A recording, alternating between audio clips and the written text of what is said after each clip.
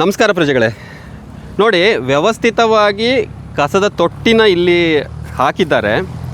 ಆದರೆ ಕಸದ ತೊಟ್ಟಿಯೊಳಗೆ ಕಸ ಹಾಕೋದಲ್ಲದೆ ಕಸದ ತೊಟ್ಟಿಯ ಸುತ್ತ ಇವೆಲ್ಲ ನಿಮಗೆ ಹಸಿರಾಗಿ ಕಾಣ್ತಾ ಇದೆ ಅಲ್ವಾ, ಇದೆಲ್ಲ ಕೂಡ ಬಳಸಿ ಬಿಸಾಕಿರುವಂತಹ ಪ್ಲೇಟ್ಗಳು, ಊಟಕ್ಕೆ ಬಳಸಿರುವಂತಹ ಪ್ಲೇಟ್ಗಳ ಉಳಿದಿರುವ ಶೇಷ. ಸೊ ಇದನ್ನೆಲ್ಲ ಸುಟ್ಟಿದ್ದಾರೆ, ತೊಟ್ಟಿಯ ಸುತ್ತ ಹರಡಿದ್ದಾರೆ.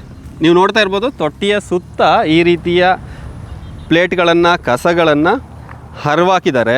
ಹರವಾಕೋದಲ್ಲದೆ ಅದನ್ನ ಬೆಂಕಿಗೆ ಹಾಕಿ ಸುಟ್ಟಿದ್ದಾರೆ. ಎಷ್ಟು ವಿಪರ್ಯಾಸ ಅಂತ ಹೇಳಿದ್ರೆ, ಹೇಗೆ ಈ ಬೋರ್ಡು ಸ್ವಚ್ಛತೆಯನ್ನು ಕಾಪಾಡಿ ಅನ್ನೋದು ನಶಿಸ್ತಾ ಇದೆ, ಅಳಿಸೋಗ್ತಾ ಇದೆ, ತುಕ್ಕು ಹಿಡಿತಾ ಇದೆ. ಮಧ್ಯಾಹ್ನದ ಹೊತ್ತಲ್ಲೂ ಕೂಡ ಬೀದಿ ದೀಪ ಉರಿತಾ ಇದೆ. ಇಷ್ಟು ಅನಾಗರಿಕರಾಗಿ ಅಪ್ರಜ್ಞೆಯಿಂದ ನಾವು ಬದುಕ್ತಾ ಇದ್ದೀವಿ ನಮ್ಮ ಊರುಗಳಲ್ಲಿ ಅಂತ ಹೇಳೋದಕ್ಕೆ ಇದೊಂದು ಸಾಕ್ಷಿ.